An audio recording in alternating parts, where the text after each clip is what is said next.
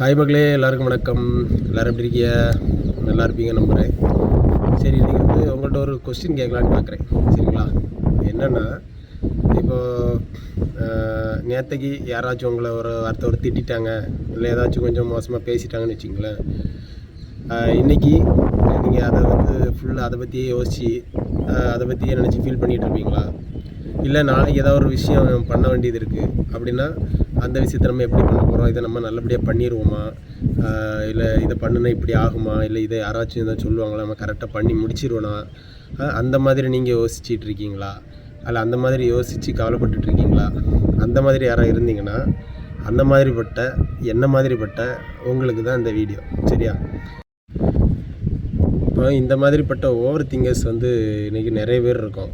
அதனால் இந்த ஓவர் திங்கிங்னா என்ன, இது நம்ம லைஃப்பை எந்த மாதிரியான பாதிக்குது, நம்மளோட முன்னேற்றத்துக்கு எப்படி முட்டுக்கட்டையாக இருக்குது, இதிலேருந்து நம்ம எப்படி வெளியே வரலாம் அப்படிங்கிற ஒரு சில விஷயங்கள் எனக்கு தெரிஞ்சதை நான் உங்கள்கிட்ட ஷேர் பண்ணிக்கிறேன். ஃபஸ்ட்டு ஓவர் திங்கிங்னா என்ன? ஓவர் திங்கிங்னா என்னென்னா, திங்க் பண்ணுறது நல்ல விஷயந்தான். ஒரு விஷயத்தை பற்றி யோசிக்கிறது நல்ல விஷயம். யோசித்தா தான் நல்ல முடிவு எடுக்க முடியும். யோசிக்காமல் எந்த விஷயத்தையுமே நம்ம பண்ணக்கூடாது, பண்ண முடியாது. ஆனால் ஒரு விஷயத்தை யோசித்தா ஒரு தடவை யோசித்தோமா அதில் ஒரு தீர்வு எடுக்கணும். இது ஓவர் திங்கிங்னா என்னென்னா, நீ நடக்காத ஒரு விஷயத்தை இப்படி நடந்துருமோ அப்படி நடந்துருமோன்னு சொல்லிட்டு நம்ம கற்பனை குதிரைகளை கண்டமேனிக்கு ஓட விட்டு அதில் ஒரு முடிவே தெரியாது கடைசி வரை யோசித்து குழப்பமாக்கி இல்லாத பிரச்சனையை உருவாக்கி அந்த பிரச்சனையை தீரவே செய்யாது. அதுக்கு மாற இருக்கக்கூடிய பிரச்சனையை பெருசாக்கி விட்டுரும். அதுதான் ஓவர் திங்கிங். அந்த ஓவர் திங்கிங்கால் எந்த ஒரு சொல்யூஷனுமே நமக்கு கிடைக்காது. சரியா? இப்போ உதாரணத்துக்கு நான் ஒரு குட்டி ஸ்டோரி ஒன்று சொல்கிறேன். சரியா? இப்போது ஒரு பையன் ஒரு இன்டர்வியூக்கு ப்ரிப்பேர் ஆகிட்டு இருந்துச்சான். அப்போது இன்டர்வியூ ப்ரிப்பேர் ஆகி இன்டர்வியூக்குள்ளே டைம் நாள் வந்துடுச்சு. நாளைக்கு இன்டர்வியூ அப்படிங்கிறப்போ இன்றைக்கிலேருந்து அவனுக்கு ஒரு பயம்.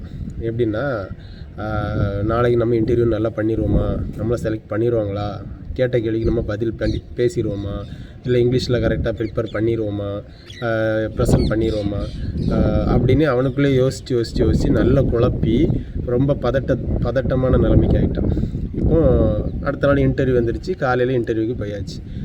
காலையில் இன்டர்வியூ போய் அட்டன் பண்ணி போயாச்சுன்னா அவனுக்கு ப்ரிப்பேர் பண்ணினது எல்லாம் தான் கேட்குறாங்க.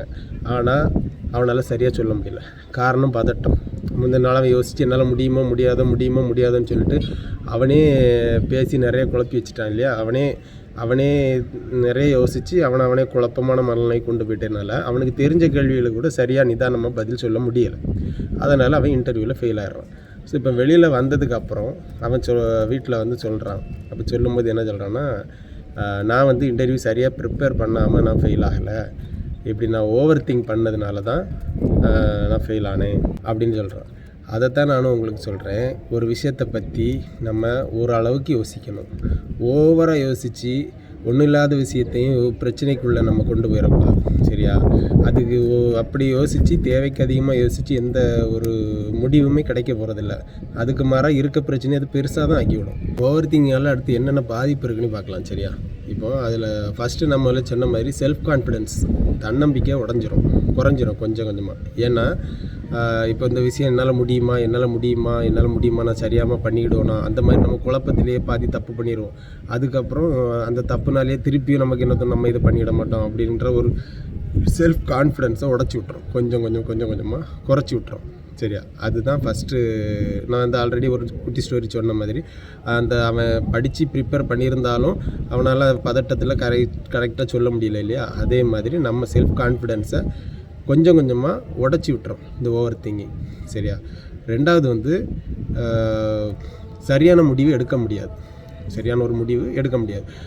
சிலர்லாம் பார்த்திங்கன்னா, இப்போ நான்லாம் போனேன்னா ஒரு துணி கடைக்கு போனால் கூட எனக்கு உள்ள துணியை கூட என்னால் பார்த்து கரெக்டாக செலக்ட் பண்ணி எடுத்துக்க முடியாது. எனக்கு தெரியவும் செய்யாது. நம்ம அப்படி எடுத்து பழக்கம்லாம் வராது. பழக்கம் இருந்தாலுமே வராது. எனக்கு அது வரல. எந்த விஷயமா இருந்தால் நமக்கான ஒரு விஷயத்தையும் நம்மளால் கரெக்டாக சூஸ் பண்ணிக்கிற முடியாது. ரொம்ப லேட் ஆகும். அப்போ ஒரு சின்ன விஷயங்களுக்கே இந்த மாதிரி முடிவெடுக்கிற ரொம்ப யோசிக்கிற நம்ம ஒரு பெரிய விஷயங்கள் ஒரு வாழ்க்கையில் ஒரு முக்கியமான இடங்களில் ஒரு முக்கியமான முடிவு எடுக்கக்கூடிய கண்டிஷன்லலாம் நம்மளை முடிவு எடுக்க விடாது. அப்படி இருக்குமா இப்படி இருக்குமா, இதை அப்படி பண்ணிடுவாங்களா, இல்லை இப்படி பண்ணால் அவங்க திட்டிடுவாங்களா, இல்லை நம்ம இந்த மாதிரி பண்ணால் பக்கத்து வீட்டுக்காரங்க என்ன நினைப்பாங்க, சுற்றி இருக்கவங்க நினைப்பாங்க, இல்லை ஒரு வேளை தப்பாக முடிஞ்சிருமோ, இதனால் இதை ஃபால்ட் ஆயிருமோ, இப்படி யோசித்து அந்த முடிவையே எடுக்க விடாமல் ஒரு குழப்பமான மனநிலைமைக்கு நம்மளை கொண்டு விட்டுரும். கடைசி நம்ம ஒரு ஸ்டேபிளான பர்சனாக இருக்கவே முடியாது. சரியா? 2வது. 3வது வந்து இல்லாத ஒரு பிரச்சனையை உருவாக்கி காட்டும். அது என்ன இல்லாத பிரச்சனையை உருவாக்கும் அப்படின்னா, இப்போ ஒரு லவ்வர் இருக்காங்கன்னு வச்சிங்களேன். நம்ம ஒரு லவ்வருக்கு எக்ஸாம்பிள் சொல்லலாம். சரியா? ஒரு லவ்வருக்கு லவ்வரோ ஒரு ஃப்ரெண்டோ பெஸ்ட்டு யாராக வேணாலும் வச்சுக்கலாம். ஒரு மெசேஜ் போடுறோம் ஒரு நாள், இல்லை ஒரு ஃபோன் பண்ணுறோம். அப்போது அவங்க வந்து ரிப்ளை பண்ணலை, அவங்களால எடுக்க முடியலை. நீங்கள் திருப்பி 2-3 மெசேஜ் கால் பண்ணி பார்க்குறீங்க, எடுக்கலை. அப்போ உடனே நம்ம ஆட்கள் என்ன செய்வாங்கன்னா, ஐயோ ஏன் பேசலை, என்னாச்சுன்னு தெரில, நம்மகிட்ட பேச பிடிக்கலையா, அடுத்த மெசேஜ் போவோம், ஏன் பேச மாட்டேங்கிற, அடுத்து அதுக்கு ரிப்ளை வரல, அடுத்தல என்ன பண்ண, நான் என்ன தப்பு பண்ணேன், அப்போ என்ன பிடிக்கலையா, அடுத்து என்ன விட்டு போயிடுவியா, ஏன் நான் ஏதாவது தப்பு பண்ணிட்டேனா, அப்படி இல்லாத ஒரு விஷயத்தை இப்படி இருக்குமோ அப்படி இருக்குமோன்னு நம்மளே நிறைய கற்பனை பண்ணி க்ரியேட் பண்ணி இல்லாத ஒரு பிரச்சனை உருவாக்கி விட்ருவோம். ஆனால் அங்கே உண்மை என்னவாக இருக்கும் தெரியுமா? ஒருவேளை அவங்க ஏதாவது பிஸியாக இருந்திருக்கலாம். சரியா? ஒரு நெட்வொர்க் இல்லாத இடத்துல இருந்திருக்கலாம், இல்லை மொபைல் சைலண்டில் இருந்திருக்கலாம். நாளைக்கு காலையில் திருப்பி அவங்களாட்டே ஃபோன் அடித்து, மச்சான் சாரி, இப்படி வெளியில் இருந்தேன்டா, வேலையாக இருந்தேன், மொபைல் யூஸ் பண்ண முடியல, அந்த மாதிரி ஏதாவது சொல்லும்போது அவ்வளோதானான்னு இருக்கும். ஆனால் அதுக்கு முன்னாடி நம்ம மைண்டுங்க வந்து ஒரு பெரிய போராட்டத்தையே பண்ணி முடிச்சிருந்துருக்கும். இதுதான் இந்த ஓவர் திங்கோட வேலை. அது வெளியில் எதுவும் பாதிப்பு இல்லாத மாதிரி இருக்கும். நம்ம மூளையை கொஞ்சம் கொஞ்சமாக வந்து ஒரு டிப்ரெஷனுக்குள்ளே கொண்டு தள்ளிடும். அடுத்து 4வது வந்து நம்ம மனசு நிம்மதியே போயிடும்.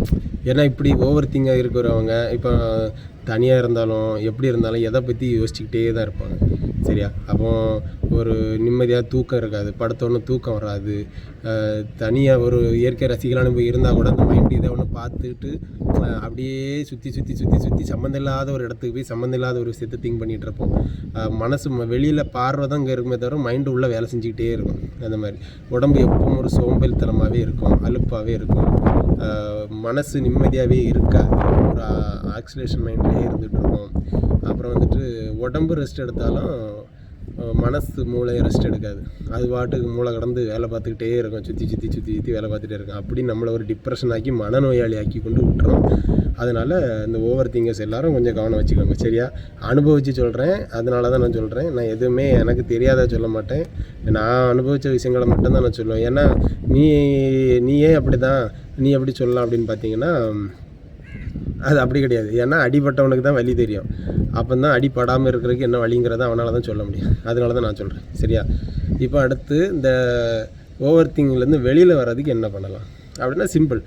எல்லா விஷயத்தையும் நம்ம நம்பக்கூடாது. சரியா? மூளை சொல்கிற எல்லா விஷயத்தையும் நம்பவே கூடாது. என்னை பொறுத்த வரைக்கும் ஒரு எண்ணங்கள் தோணலாம். ஒரு சிலதுங்க பார்த்த உடனே அது நிறைய விஷயம் பார்த்த உடனே ஒரு விஷயங்கள் தோணும், ஒரு வார்த்தை பேசணுன்னு ஒரு விஷயங்கள் தோணும், இல்லை ஒரு ஆள் கேட்டோன்னு கேட்டோன்னு ஒரு விஷயம் தோணும். அப்படி தோன்ற எல்லாத்தையும் எடுத்துக்கணும். மீன்ஸ் அதை வந்து ரொம்ப நம்பக்கூடாது. சொல்கிறத கேட்டுக்கணும். எல்லா விஷயத்தையும் நம்பக்கூடாது. நம்ம மூளை சொல்கிற எல்லா விஷயத்தையும் நம்மளே நம்பக்கூடாது. சரியா?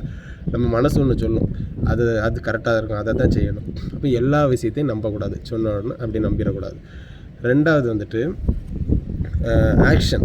இப்போ ஒரு விஷயத்தை இப்போ ஆரம்பிக்க போகிறோம் அப்படின்னு சொன்னால், ஆரம்பிக்கிறதுக்கு முன்னாடி நம்ம யோசிச்சுட்டே இருந்தோம்னு வச்சுக்க, அந்த விஷயத்தை நாளைக்கு இது பண்ணலாமா, இப்படி பண்ணலாமா, இல்லை இது பண்ண எதுவும் ஆயிருமா, நான் இதை ஆயிடும்னா, அந்த மாதிரி நம்ம யோசிச்சுக்கிட்டே இருந்தோம்னு சொன்னால் கடைசி வரை பண்ண மாட்டோம். நம்ம யோசிச்சு அதுக்கு ஒரு முடிவு எடுத்துக்கிட மாட்டோம். அந்த பிரச்சனைலேருந்து நம்ம வெளியே வந்துக்கிட மாட்டோம். அதுக்கு பெஸ்ட் என்னென்னா ஆக்ஷன். என்னென்னா யோசிச்சுட்டு இருக்கும்போதே செயலில் இறங்கிடணும். அந்த விஷயத்த முதல்ல இறங்கி செஞ்சிடணும். செஞ்சு பார்த்துட்டோம்னா ஒரு ஸ்டெப் உள்ளே போன உடனே நமக்கு தெரிஞ்சிடவோ இவ்வளோ தானா அப்படின்னு சொல்லிட்டு நம்ம வெளியிலேருந்து யோசிச்சுக்கிட்டே தான் இருக்கணும். உள்ளே போய் இறங்கி செய்ய ஆரம்பிச்சிடும். ஒரு ஸ்டெப் அந்த விஷயத்தில் நீங்கள் எடுத்து வச்சிட்டிங்கன்னா ஆட்டோமேட்டிக்காக அடுத்த ஸ்டெப் நம்ம எடுக்க வச்சுருவோம். ஆனால் இங்கேருந்து யோசிச்சுட்டே இருந்தீங்கன்னா அந்த காலத்துக்கு நம்ம அதை வந்து பண்ணிடவே மாட்டோம். அந்த குழப்பமான மனநிலையில் நம்ம இருந்துக்கிட்டே தான் இருப்போம். சரியா? அப்புறம் அடுத்து வந்து ஓவர் திங்கிலேருந்து வெளியில் வர்றதுக்கு இங்கே நிறைய சைக்கலாஜிக்கலாக ஒரு சில ஐடியாக்கள் சொல்கிறாங்க. அப்படின்னா, ஒரு விஷயங்கள் உங்களுக்கு தோணுது, இப்படி நிறைய எண்ணங்கள் தோணுதுன்னா அதை வந்து ரிட்டனாக எழுதி வைங்க. ஒரு நோட்டில் இதில் எழுதுங்க. அப்போ அது எழுத உங்களுக்கு அதில் ஒரு தெளிவு கிடைக்கும் அப்படின்றாங்க. சைக்கலாஜிக்கலாக அப்படி சொல்கிறாங்க. உங்களுக்கு தோன்ற விஷயங்களெல்லாம் எழுதுங்க. அப்போ அதில் வந்து உங்களுக்கு எது பெஸ்ட்டுன்றது உங்கள் மூளை உங்களுக்கு திருப்பி அதை உணர்த்தும், ஒரு தெளிவான முடிவு கிடைக்கும் அப்படின்றாங்க. இன்னொன்று, மற்றவங்களோட உங்களை ஒப்பிடாதீங்க அப்படின்னு சொல்கிறாங்க.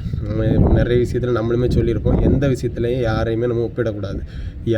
எல்லாருக்கும் ஒரு தனித்தன்மை இருக்கும். ஒவ்வொருத்தவங்களுக்கும் ஒவ்வொரு தனித்துவம் இருக்கும். நம்ம யார் கூடவும் ஒப்பிட்டு பார்க்க முடியாது. ஐயோ அவன் இவ்வளோ தூரம் வந்துட்டான், நான் என்ன இந்த வயசில் இப்படி இருக்கேனே அந்த மாதிரி யோசிச்சேன்னா, ஒவ்வொருத்தருக்கும் லைஃப்லேயும் நிறைய சாப்டர்ஸ் இருக்கும். இப்போ என் லைஃப்பில் இருக்க ஃபஸ்ட்டு சாப்டரை பக்கத்தில் ஒருத்தன் இருக்கனோட 10வது சாப்டர் கூட கொண்டு சேர்த்து கம்பேர் பண்ணி பார்த்தா எப்படி இருக்கும் சொல்லுங்கள்? அது உங்களுக்கு புரியும். அதாவது நான் இப்போ ஃபஸ்ட்டு ஸ்டேஜில் இருக்கேன், ஒருத்தன் 10வது ஸ்டேஜில் இருக்கான். ஃபஸ்ட்டு ஸ்டேஜில் இருக்க என்னோடய வளர்ச்சியும் 10வது ஸ்டேஜில் இருக்க ஒரு வளர்ச்சியும் ஒன்றா நம்ம கம்பேர் பண்ணி பார்க்கவே முடியாது.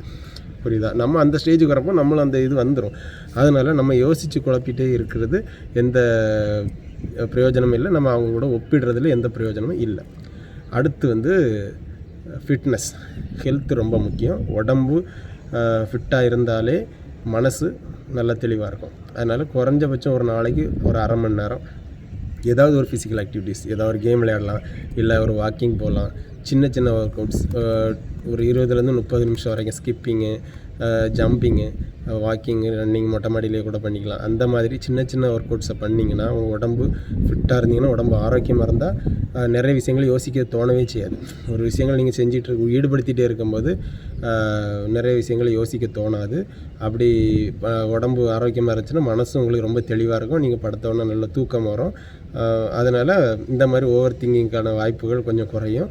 முக்கியமாக தனிமையை கொஞ்சம் தவிருங்க. நம்ம தனியாக இருக்கும்போது தான் கண்டதையும் போட்டு யோசித்து மண்டையை போட்டு குழப்பக்குள்ள எண்ணம் வழியெல்லாம் வரும். சரி, அதனால் தனிமையை கொஞ்சம் தவிருங்க. நம்ம வாழ்க்கையில் என்றைக்குமே பிரச்சனைன்னு ஒன்றும் வராமல் இருக்க போகிறதே இல்லை. எல்லாருடைய லைஃப்லையும் ஏதாவது பிரச்சனை வரதான் செய்யும். அதுக்கு யோசித்து ஏதாவது ஒரு முடிவு எடுத்து தெளிவு பண்ணி போயிட்டே இருக்கணும். ஆனால் யோசித்து முடிவு எடுக்கணுமே தவிர யோசிக்கிறதுனாலேயே புது பிரச்சனைகள் உருவாகிடக்கூடாது. அந்த மாதிரி ஒரு பிரச்சனை உருவாக்குறது அந்த ஓவர் திங். அப்படி ஓவராக திங்க் பண்ணி எதுவும் பிரச்சனையை நம்ம உருவாக்கிக்காமல், ரொம்ப யோசிக்காமல் அளவாடு யோசித்து அழகான ஒரு முடிவு எடுத்து நல்லபடியான ஒரு வாழ்க்கையை வாழணும். அதுக்கு முடிஞ்ச வரைக்கும் இந்த விஷயங்களை கொஞ்சம் ஃபாலோ பண்ணிக்குவோம். சரிங்களா? இந்த வீடியோ பிடிச்சிருந்துச்சுன்னா லைக் பண்ணி, ஷேர் பண்ணி, கமெண்ட் பண்ணுங்கள். நான் சொன்னது கரெக்டாக இதை அனுபவிச்சிருந்தீங்கன்னா கமெண்டில் சொல்லிட்டு போங்க. சரியா? அதுக்கப்புறம் அடுத்த ஒரு வீடியோவில் நம்ம பார்ப்போம். அது வரைக்கும் உங்களிடமிருந்து விடைபெறுவது உங்கள் பாசக்காரன். டாட்டா, பாய்.